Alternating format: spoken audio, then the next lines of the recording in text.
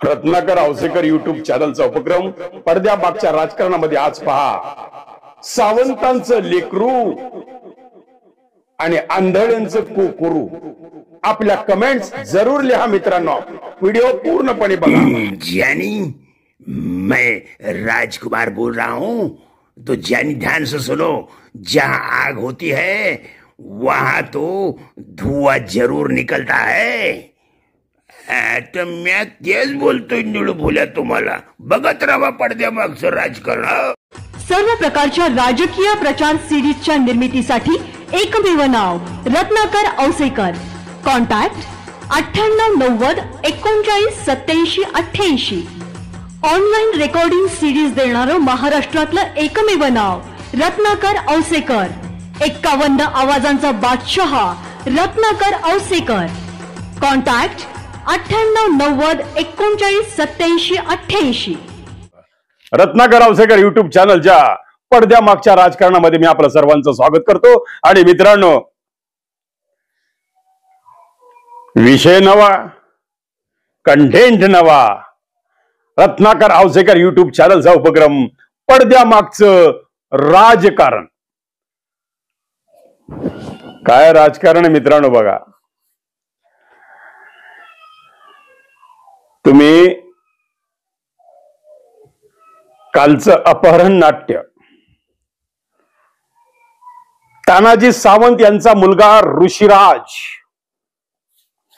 याचं अपहरण नाट्य, हे अपहरण नाट्य कथित आहे का?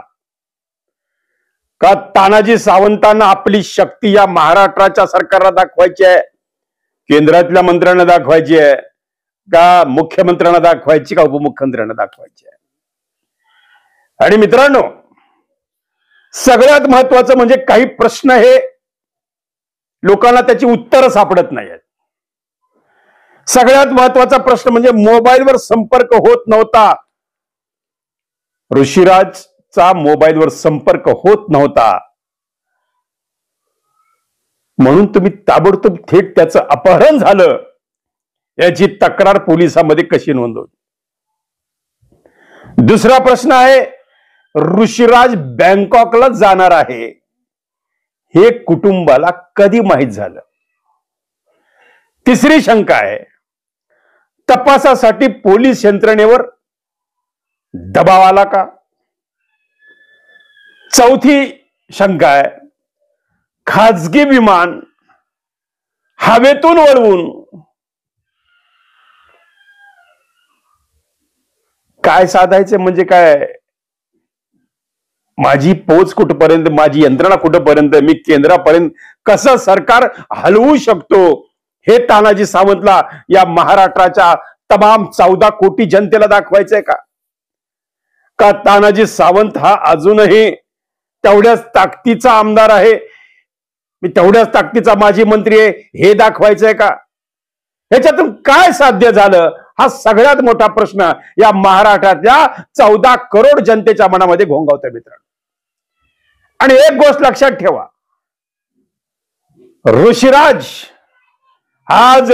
सावंत जर देशमुखांच्या घरात जन्माला आला असता, म्हणजेच संतोष देशमुखाचा भाऊ असला असता, त्या तत्परतेने ही यंत्रणा हल्ली असती का हो मित्रांनो? एकीकडे संतोष देशमुखचं हत्येचं प्रकरण या महाराष्ट्रातल्या 14 कोटी जनतेच्या जिवारी लागलेलं आहे। काल त्याचं लेकरू वैभवी देशमुख ज्यावेळेस 12वीची परीक्षा द्यायला गेली, तिच्या डोळ्यामधले खळखळ खळखळ अश्रू अख्खा महाराष्ट्र पाहत होता। एकीकडे विष्णू चाटेचा मोबाईल सापडत नाही, एकीकडे सुदर्शन घोलेचा असं करतात की डाटा रिकव्हर झाला, मग कुठे आहे त्याची माहिती आहे? बरं, ती CID देता येत नाही, हे मान्य करू, पण कमीत कमी आज अशी शंका आता निर्माण झाली की लवकरच हे सर्व आरोपी पुराव्या अभावी त्यांना जामीन दिला जाईल का, अशी शंका या महाराष्ट्रातल्या 14 करोड जनतेच्या मनामध्ये निर्माण झाली मित्रांनो। अहो मला सांगा, केंद्रातले मंत्री, महाराष्ट्रातले मंत्री, थोडस याचं उत्तर द्या। जर हाच ऋषिराज सावंत जर ह्या संतोष देशमुखाचा भाऊ असला असता, हाच ऋषिराज सावंत एका गरीब घराण्यात जन्मलेला असता तर ही यंत्रणा एवढ्या लवकर हल्ली असती का हो? की बँकॉकला जाणार बोईंग विमान ताबडतोब रिटर्न बोलवून त्याला सुखरूप त्याला पुण्याला आणून पोहोचवतं.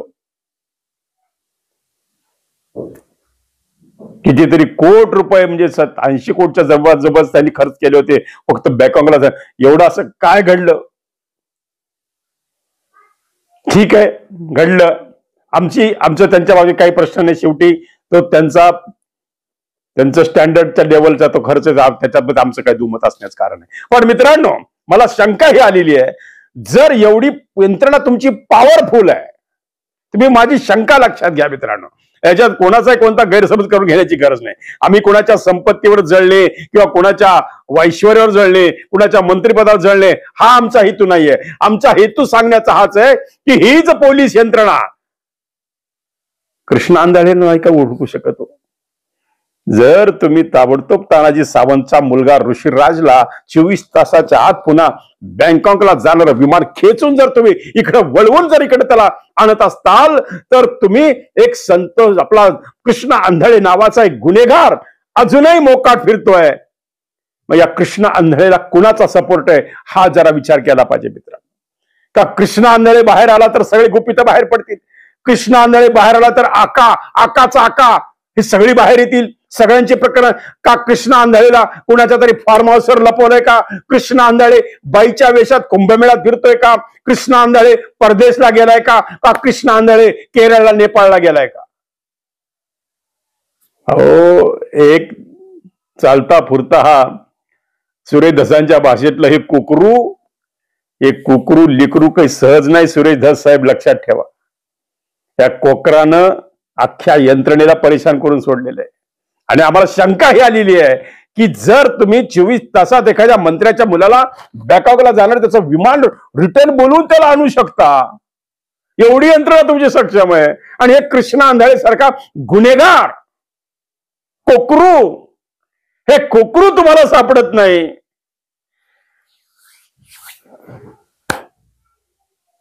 ही शोकांतिका आहे. हे महाराष्ट्राच्या राजकारणाच्या ह्या मंत्र्यांची शोकांतिका मित्रांनो. मी जाहीरपणे स्पष्ट बोलतो, जर तुम्हाला ते लेकरू सापडतंय कुणाचं, सावंतांचं, तर आंधळेचं कुकरू नाही का सापडत? जरी त्यांना माहिती आहे हे जर कृष्ण आंधळे सापडला तो नक्कीच वाल्मिक कराडचं नाव घेणार आणि नक्कीच यामध्ये वाल्मिक कराडला पुन्हा 300-200च्या खाली हे होणार. आणि वाल्मिक कराडाचा जो आता मार्ग मोकळा झालेला सुटण्याचा, तो मार्ग कुठंतरी खुंटवण्याचा, म्हणजे तो मार्ग त्याला सुरळीत करून देण्याचा. कारण मुख्यमंत्र्यांना माहिती की जेवढी केस ही डिले करण्यात येईल, कारण आता एक लक्षात घ्या मित्रांनो, या केसवरचं लक्ष हळूहळू मीडियाचं उडत चाललेलं आहे. या केसवरचं लक्ष हळूहळू आता हे 14 करोड जनतेचं सुद्धा उडत, कारण 14 करोड जनता ही हताश झालेली आहे, निराश झालेली आहे. त्यांना माहिती आहे सत्तेपुढे शहाणपण चालत नाही. अंजलीताई दमानी यांनी किती जरी सांगितलं 14 पाणी नाही, अंजलीताई दमानिया तुम्ही 1400 पाणी जरी पत्र मुख्यमंत्र्यांना लिहिलं तुझबरही मुख्यमंत्री हलणार नाही. कारण आपले मुख्यमंत्री एवढे स्ट्रॉंग आहेत, एवढे मॉरली स्ट्रॉंग आहेत. 1400 पानाचं जरी पत्र तुम्ही लिहिलं, तुम्ही किती जरी पुरावे दिले आताही काहीही फरक पडणार नाही.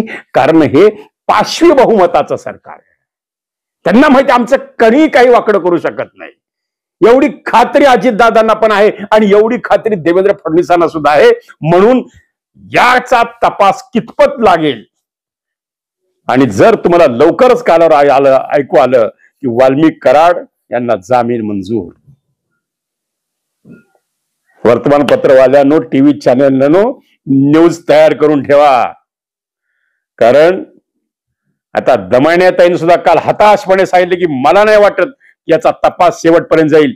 कारण किती वर्ष तपास चालतो आणि किती वर्षानं ती केस हळूहळू हळूहळू थंड बसत्यात जाते. हे इतिहास या महाराष्ट्रानं बघितलेला आहे. अग्रवाल नावाच्या कुटुंबानं चिमुरड्याला चिरडलं, त्यांनी काल दाखल केला अर्ज. पुण्यातली घटना आहे की आमच्या याच्यात काही दोष नाही, आम्हाला कशामुळे तुम्ही हे केलंय, आम्हाला मुक्त करा. काही दिवसानं वाल्मिक करण आणि त्यांचे मित्र सुद्धा अर्ज करू शकतात की आम्ही एका अल्प समाजाचे असल्यामुळं आम्हाला याच्यात गोवण्यात आलेले, आमचा याच्यात काही संबंध नाही, आम्हाला मुक्त करा. त्या दिवशी 14 करोड जनता ही हताशपणे हा तमाशा फक्त बघत राहील आणि हे हसत व्हीआयपी थाटात जेसीबीनं फुलं उधळत जयघोष करत धनंजय मुंडे तुमचा विजय असो म्हणत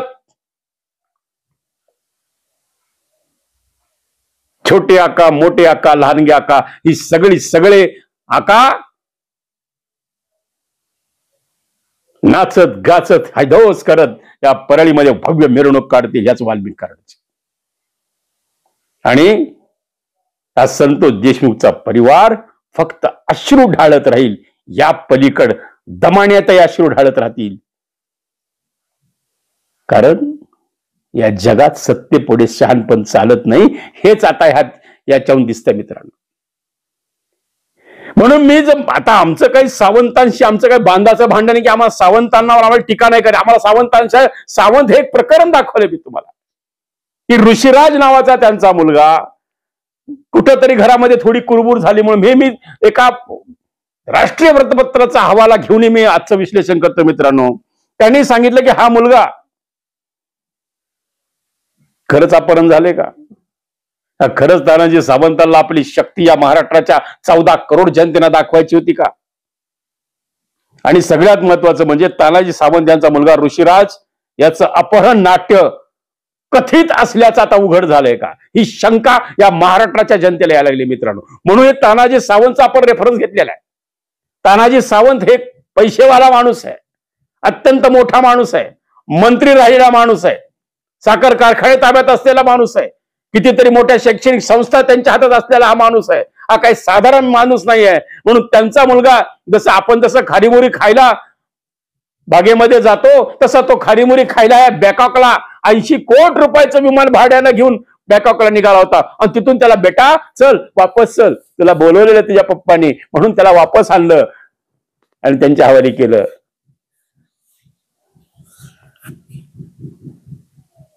₹80 कोटी सामान्य जनता बघू शकते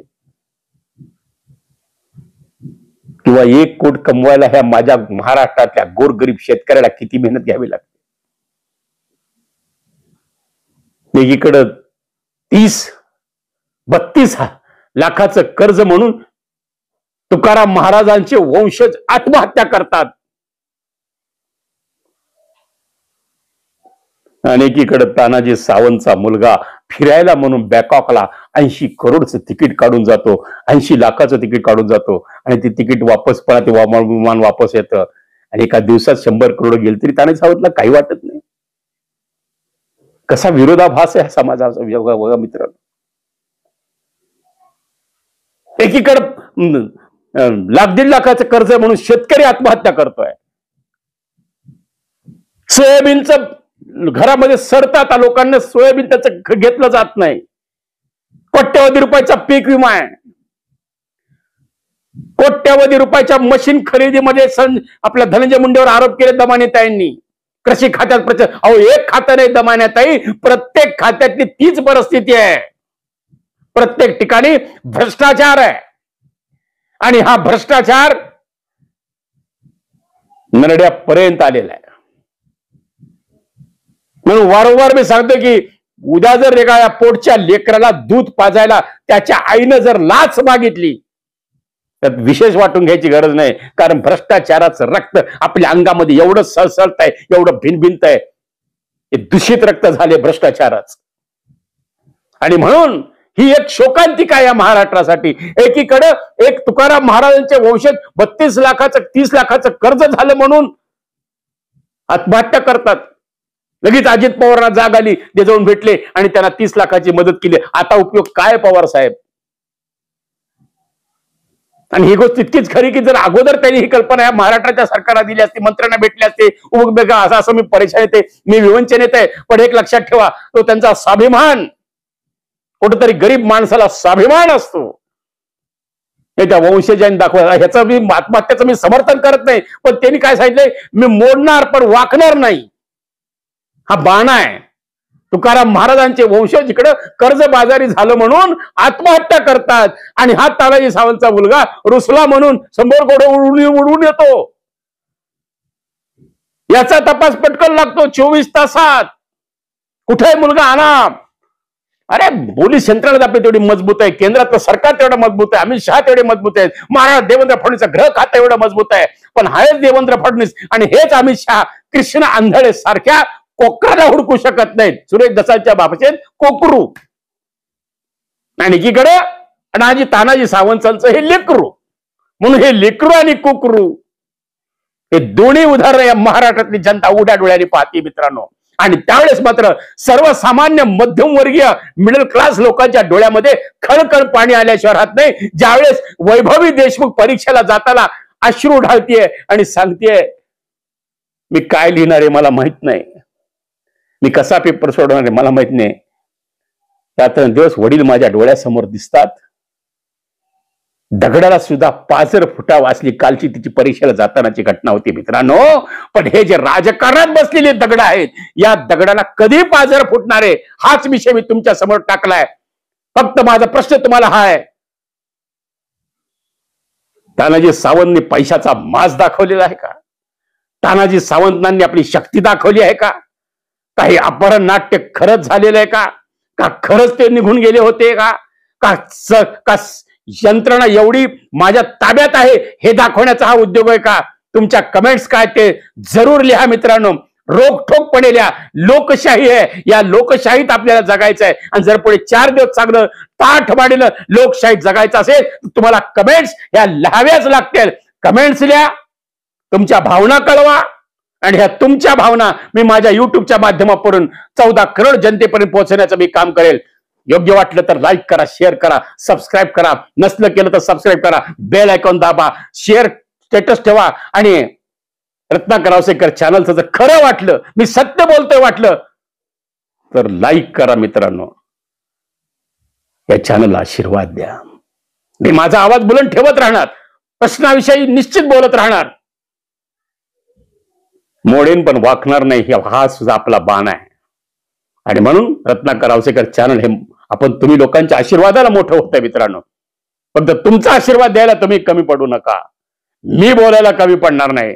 आणि राजकारण्यांचे हे भ्रष्टाचाराचे बुरखे फाडल्याशिवाय आम्ही स्वस्थ बसणार नाही एवढं लक्षात ठेवा मित्रांनो.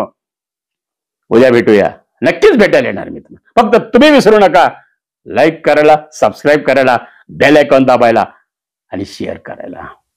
भेटूया असेच प्रश्न. नमस्कार. आवाजाचा बादशाह रत्नाकर औसेकर यांच्या YouTube चॅनलला लाईक करा, सबस्क्राईब करा आणि आपापल्या ग्रुपवर शेअर करा. चला आपल्या मोबाईलवर सर्वप्रथम आमचा कार्यक्रम मिळवण्यासाठी सहकार्य करा. Ratnakar Ausekar YouTube channel. सर्व प्रकारच्या राजकीय प्रचार सिरीजच्या निर्मितीसाठी एकमेव नाव Ratnakar Ausekar. Contact 9890 39 87 88. Online recording series देणारं महाराष्ट्रातलं एकमेव नाव रत्नाकर औसेकर. 51 आवाजांचा बादशाह रत्नाकर औसेकर. कॉन्टॅक्ट 9890 39 87 88.